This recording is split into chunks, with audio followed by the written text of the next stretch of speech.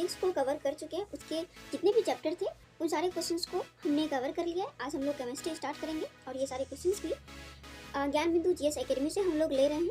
आज का जो हमारा चैप्टर है केमिस्ट्री का वो है पदार्थ का वर्गीकरण। तो इससे जितने भी क्वेश्चंस होंगे उन सारे क्वेश्चंस को आज हम डील करेंगे। तो चलिए देखते हैं आज के क्वेश्चंस को। दोस्तों वीडियो के अंत तक बने रहिएगा और वीडियो अच्छा लगे तो लाइक सब्सक्राइब करके अपने दोस्तों में जरूर शेयर कीजिएगा। हमारा आज का पहला क्वेश्चन है पदार्थ उस वस्तु को कहते हैं, तो ये हो जाएगा ऑप्शन नंबर डी उपयुक्त सभी, जिसका अपना कुछ द्रव्यमान हो, जिसका अपना कुछ आयतन हो और जो अवरोध उत्पन्न कर सकता है। आगे है निम्नलिखित में कौन सा एक पदार्थ नहीं है, यहाँ पे नहीं पूछा जा रहा है, इसका आंसर हो जाएगा ऑप्शन नंबर डी बल्ब। दोस्तों अभी हमने देखा कि पदार्थ उसे कहते हैं इसमें कुछ द्रव्यमान, आयतन या फिर अवरोध उत्पन्न करने की क्षमता हो। तो बल्ब में ना द्रव्यमान होता है ना ही आयतन, तो ये पदार्थ नहीं कहलाएगा। ऑप्शन नंबर डी हो जाएगा इसका आंसर। आगे निम्नलिखित में से कौन सा एक पदार्थ है, इसका आंसर हो जाएगा ऑप्शन नंबर सी भोजन। आगे है निम्नलिखित में कौन सा एक गुण पदार्थ में नहीं पाया जाता है, इसका आंसर हो जाएगा ऑप्शन नंबर सी। सी में है पदार्थ के कण के बीच कोई आकर्षण नहीं होता है, ऑप्शन नंबर सी हो जाएगा।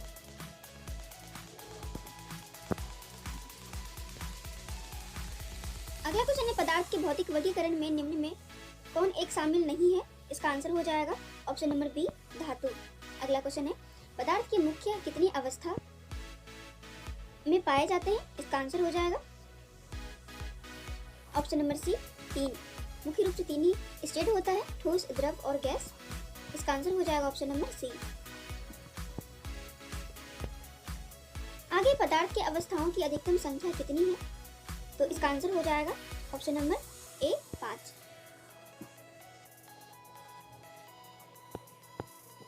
यहाँ पे पूछा जा रहा है अधिकतम कितनी, तो नॉर्मली हम लोग 3 पढ़ते हैं, लेकिन यहाँ पे अधिकतम बोला जा रहा है तो 5 अवस्थाएं होती हैं, जिसमें कि होता है सॉलिड, लिक्विड, गैस, ये तीनों हमने पढ़ा है। चौथी अवस्था को प्लाज्मा कहते हैं, ये हम लोग जानते हैं। और 5वीं अवस्था जो आविष्कार हुए हैं उसको बोला जाता है बीईसी, यानी कि ये हो जाएगा बोस आइंस्टीन कंडेंसेट। आगे बढ़ते हैं। आगे है निम्नलिखित में कौन सा एक पदार्थ नहीं है, तो इसका जो आंसर हो जाएगा वो हो जाएगा ऑप्शन नंबर बी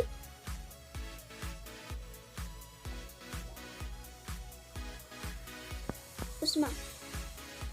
आगे है निम्नलिखित कथनों पर विचार कीजिए, अच्छे से इसको देखते हैं। इसका ये बोला जा रहा है इनमें से कौन सा कथन सही है, इसका आंसर हो जाएगा ऑप्शन नंबर डी उपयुक्त सभी, यानी कि तीनों सही है। पहला है ठोस के आकार तथा आयतन निश्चित होते हैं, ये सही है। दूसरा है द्रव के आयतन निश्चित रहते हैं परंतु आकार परिवर्तनशील होता है, ये भी सही है। तीसरा है गैस के आकार एवं आयतन दोनों ही परिवर्तनशील होते हैं। आगे पदार्थ की किस अवस्था में तरलता के अभिलक्षण पाए जाते हैं, इसका आंसर हो जाएगा ऑप्शन नंबर डी बी तथा सी दोनों, यानी ठोस और द्रव दोनों हो जाएगा। अगला क्वेश्चन है निम्नलिखित में कौन सा एक द्रव पदार्थ के गुणधर्म नहीं है, इसका आंसर हो जाएगा ऑप्शन नंबर ए द्रवों को दबाकर संपीड़ित किया जा सकता है। आगे स्पंज, जिसे आसानी से दबाया जा सकता है, कौन सा पदार्थ है, इसका आंसर हो जाएगा ऑप्शन नंबर बी द्रव। आगे है सर्वाधिक प्रबल अंतर अणुक बल इंटरमॉलिक्यूलर फोर्स किस पदार्थ के कण के बीच होता है, इसका आंसर हो जाएगा ऑप्शन नंबर ए ठोस।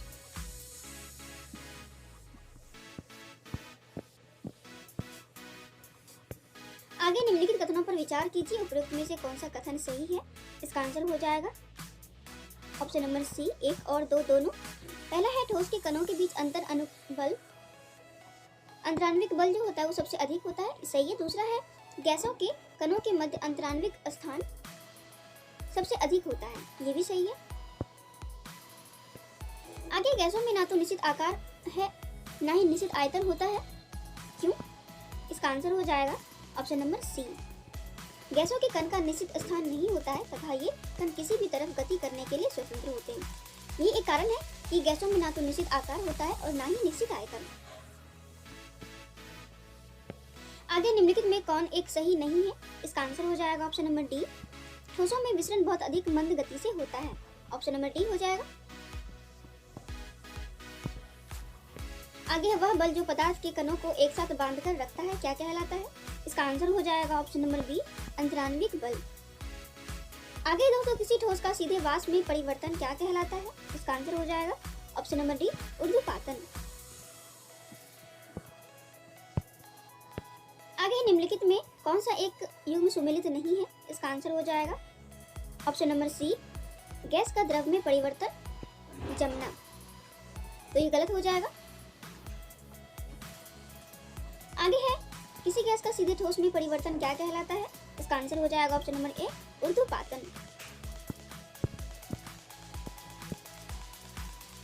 आगे है कौन सा पदार्थ प्रकृति में तीनों अवस्था में पाया जाता है? इसका आंसर हो जाएगा ऑप्शन नंबर सी,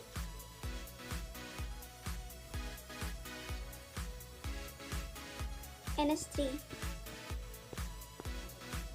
यहाँ ये नहीं हो जाएगा, ये गलत हो जाएगा। इसका सही आंसर होगा H2O, यानी कि पानी जो है यही एक ऐसा पदार्थ है जो कि तीनों अवस्था में पाया जाता है। आगे है ठोस बर्फ को एक टुकड़े को गर्म करने पर वह पिघलने लगता है और ताप स्थिर रहता है। अगला क्वेश्चन है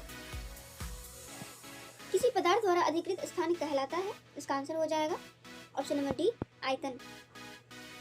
अगला क्वेश्चन है निम्नलिखित कथनों पर विचार कीजिए। इसका आंसर हो जाएगा ऑप्शन नंबर ए, केवल एक, जिसमें की है पदार्थ की चौथी अवस्था प्लाज्मा अवस्था कहलाती है।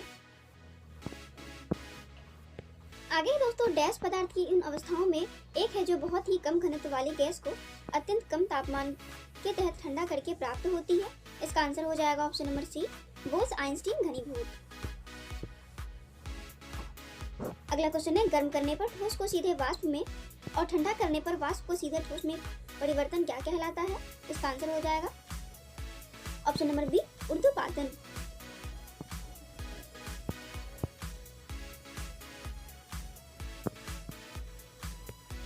अगला क्वेश्चन है निम्नलिखित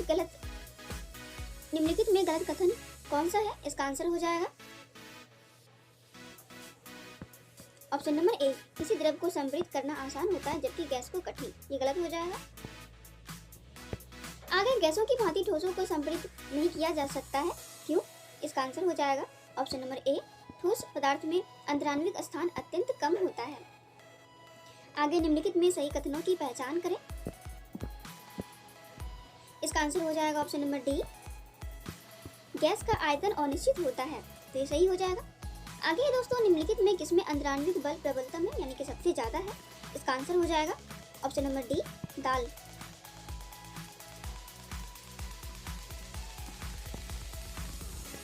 आगे ठोस को संपीड़ित नहीं किया जा सकता है क्योंकि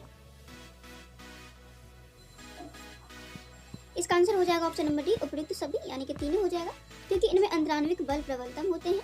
दूसरा है इनमें कणों की गति बाधित होती है। तीसरा है इनमें कण अच्छी प्रकार व्यवस्थित होते हैं।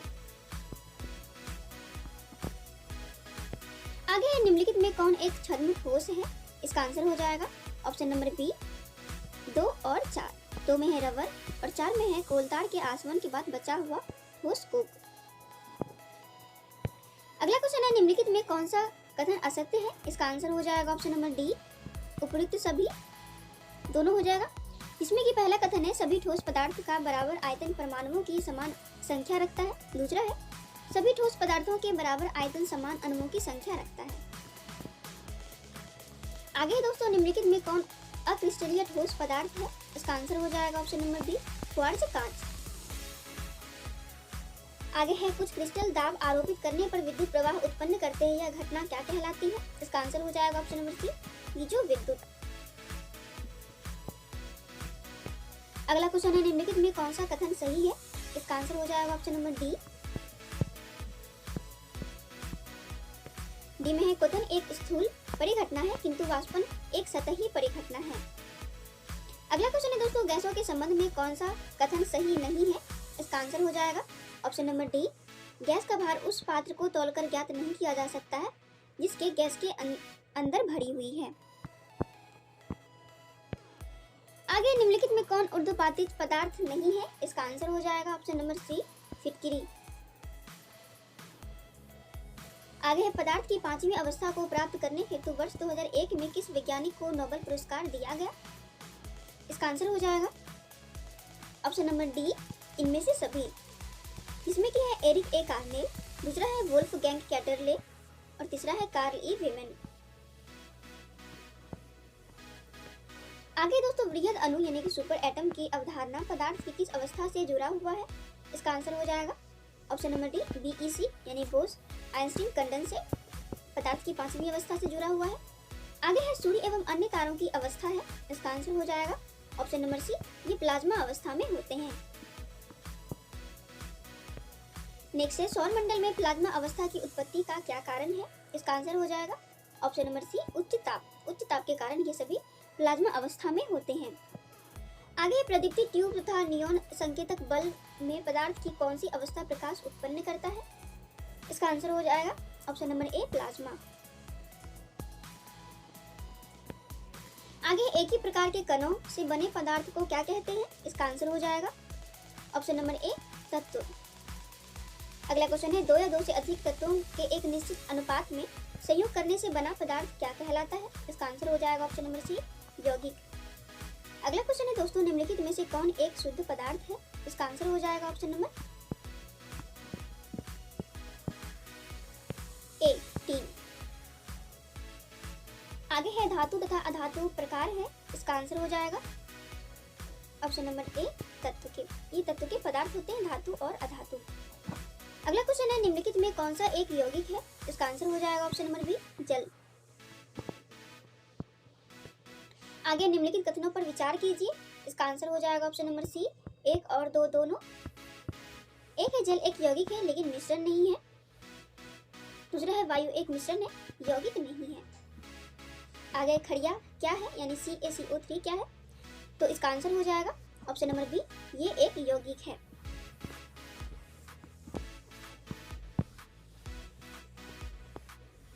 आगे है दोस्तों तत्व किस अवस्था में पाए जाते हैं? इसका आंसर हो जाएगा ऑप्शन नंबर डी इनमें से सभी। ठोस द्रव गैस ये तीनों ही अवस्थाओं में तत्व पाए जाते हैं। आगे है निम्नलिखित में कौन सा एक तत्व है? इसका आंसर हो जाएगा ऑप्शन नंबर डी हीरा।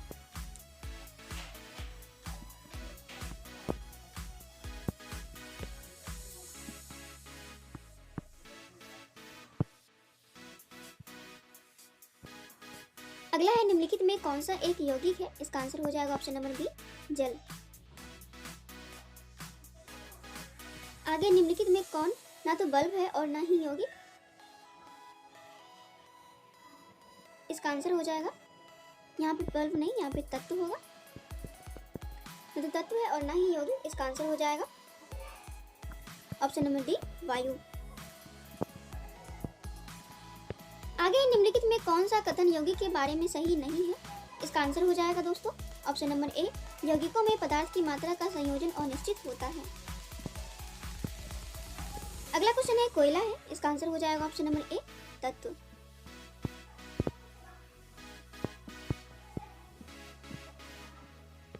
आगे है पीतल तथा कांसा जैसे मिश्र धातु क्या है? इसका आंसर हो जाएगा दोस्तों ऑप्शन नंबर डी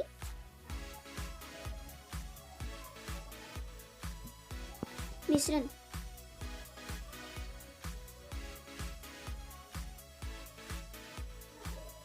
आगे है निम्नलिखित में रासायनिक यौगिक कौन सा है? इसका आंसर हो जाएगा ऑप्शन नंबर सी अमोनिया। आगे है जल एक यौगिक है मिश्रण नहीं, क्योंकि इसमें रासायनिक बंधों से जुड़े भिन्न तत्व हैं। आगे बढ़ते हैं। अगला है बारूद है, इसका आंसर हो जाएगा ऑप्शन नंबर सी मिश्रण। आगे निम्नलिखित कथनों पर विचार कीजिए, इसका आंसर हो जाएगा ऑप्शन नंबर सी एक और दो दोनों। इसमें एक है पदार्थ को यदि उसके अवयवों में भौतिक विधियों द्वारा पृथक किया जा सकता है तो वह मिश्रण है। दूसरा है पदार्थ को यदि उसके अवयवों में भौतिक विधियों द्वारा पृथक नहीं किया जा सकता है तो वह यौगिक है। आगे निम्नलिखित में कौन एक विसमांगी मिश्रण है? इसका आंसर हो जाएगा ऑप्शन नंबर डी दूध। अगला है निम्नलिखित में कौन यौगिक है? इसका आंसर हो जाएगा option number D ferrous sulphide. आगे है दोस्तों निम्नलिखित में कौन सा शुद्ध पदार्थ नहीं है? इसका आंसर हो जाएगा ऑप्शन नंबर बी दूध। आगे है निम्नलिखित में कौन शुद्ध पदार्थ है? इसका आंसर हो जाएगा ऑप्शन नंबर डी ग्लूकोज। आगे है निम्नलिखित में कौन यौगिक नहीं है? इसका आंसर हो जाएगा ऑप्शन नंबर डी पीतल। ये एक मिश्रण है जो तांबा और जिंक का मिश्रण होता है। अगला क्वेश्चन है विरंजक चूर्ण है, ये हो जाएगा ऑप्शन नंबर बी यौगिक। आगे दोस्तों सुमिलित करने के लिए बोला जा रहा है। सूची 1 में पदार्थ और सूची 2 में तत्व दिए गए हैं, तो चलिए इसको मिलाते हैं। इसका आंसर हो जाएगा ऑप्शन नंबर बी।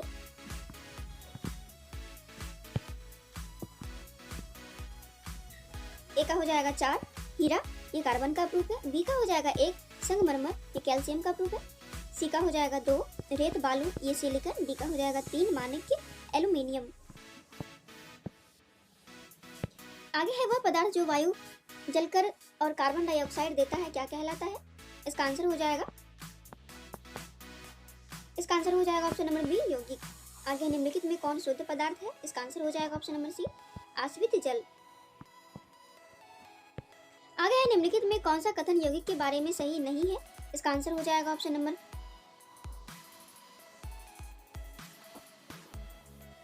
ए। इसके अवयव को भौतिक विधियों द्वारा अलग कर सकते हैं। आगे है 2 या 2 से अधिक शुद्ध पदार्थों को किसी भी अनुपात में मिला देने से बनता है, ये हो जाएगा ऑप्शन नंबर सी मिश्रण। आगे निम्नलिखित में कौन शुद्ध तत्व है? इसका आंसर हो जाएगा ऑप्शन नंबर डी सोडियम। आगे प्रकृति का मूल पदार्थ कौन है जिनसे सभी पदार्थ बने हैं? इसका आंसर हो जाएगा ऑप्शन नंबर ए तत्व।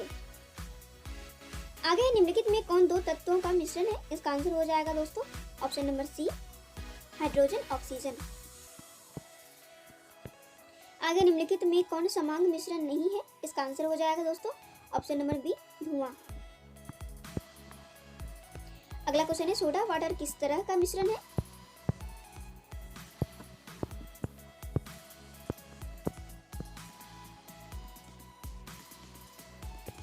ये हो जाएगा बी द्रव तथा गैस का। आगे है विश्व का प्रत्येक पदार्थ अत्यंत सूक्ष्म कणों से मिलकर बना होता है, यह सर्वप्रथम किसने कहा? इसका आंसर हो जाएगा ऑप्शन नंबर ए कनाड ने। हमारा अगला क्वेश्चन है ठोस से द्रव तथा द्रव से गैस में रूपांतरित होने वाले पदार्थ के नमूने में क्या परिवर्तन होगा? इसका आंसर हो जाएगा ऑप्शन नंबर बी घनत्व में परिवर्तन। आगे निम्नलिखित में किस पदार्थ में ऑक्सीजन नहीं है? इसका आंसर हो जाएगा ऑप्शन नंबर डी मिट्टी का तेल। आगे निम्नलिखित में कौन अधातु है? इसका आंसर हो जाएगा ऑप्शन नंबर सी ऑक्सीजन। आगे है निम्नलिखित कथनों पर विचार कीजिए, इसका आंसर हो जाएगा ऑप्शन नंबर सी 1 और 3। 1 है तत्व हमेशा ठोस होते हैं और 3 है मिश्रण ठोस या द्रव या गैस हो सकते हैं।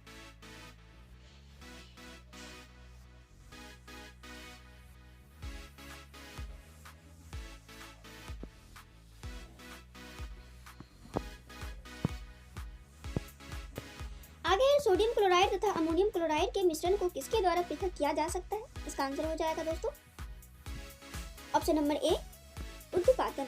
हमारा अगला क्वेश्चन है तो मिश्रणशील द्रवों को पृथक करने की विधि है, 2 अमिश्रणशील द्रवों को पृथक करने की विधि क्या है? इसका आंसर हो जाएगा ऑप्शन नंबर ए पृथक्कारी की। आगे ठोस अशुद्धियों के शुद्धिकरण के लिए निम्नलिखित में कौन सी प्रक्रिया उपयुक्त नहीं है? इसका आंसर हो जाएगा ऑप्शन नंबर ए आसवन। अगला क्वेश्चन है पुष्पों के पंखुड़ियों में उपस्थित विभिन्न रंग वाले अवयवों को पृथक करने के लिए सबसे अच्छी विधि कौन सी है? इसका आंसर हो जाएगा ऑप्शन नंबर सी क्रोमेटोग्राफी। अगला क्वेश्चन है वर्ण लेखन यानी कि क्रोमेटोग्राफी को प्रयुक्त करके निम्नलिखित में कौन पृथक नहीं किए जा सकते हैं? इसका आंसर हो जाएगा ऑप्शन नंबर डी है रेडियो समस्थानिक। आगे है क्रोमेटोग्राफी में निहित सिद्धांत है, इसका आंसर हो जाएगा ऑप्शन नंबर बी विलयता। आगे है लौह चूर्ण और सल्फर के मिश्रण से दोनों को पृथक करने हेतु निम्नलिखित में किस द्रव का उपयोग किया जा सकता है? इसका आंसर हो जाएगा option number B carbon disulphide. आगे है किसी द्रव में अविलय अति सूक्ष्म कणों को द्रव से अलग करने के लिए निम्नलिखित में किसका प्रयोग किया जा सकता है? इसका आंसर हो जाएगा ऑप्शन नंबर ए क्रिस्टलीकरण। आगे है वायु के अवयवी गैसों को किस विधि से पृथक किया जा सकता है? इसका आंसर हो जाएगा ऑप्शन नंबर बी, प्रभाजी आसवन। हमारा अगला क्वेश्चन है, ठोस बर्फ के एक टुकड़े को गर्म करने पर वह पिघलने लगता है और ताप स्थिर रहता है। आगे है, पृथ्वी के भूपटल पर सबसे अधिक मात्रा में पाया जाने वाला तत्व कौन सा है? इसका आंसर हो जाएगा ऑप्शन नंबर ए, ऑक्सीजन। आगे है, लौह पूर्ण और सल्फर के मिश्रण से दोनों को पृथक करने हेतु निम्नलिखित में किस द्रव का उपयोग किया जा सकता है? इसका आंसर हो जाएगा option number B, carbon disulphide. इसी के साथ दोस्तों ये सेशन समाप्त होता है। आप लोग पूरा वीडियो देखकर कमेंट करके बताइएगा आपको वीडियो कैसा लगा।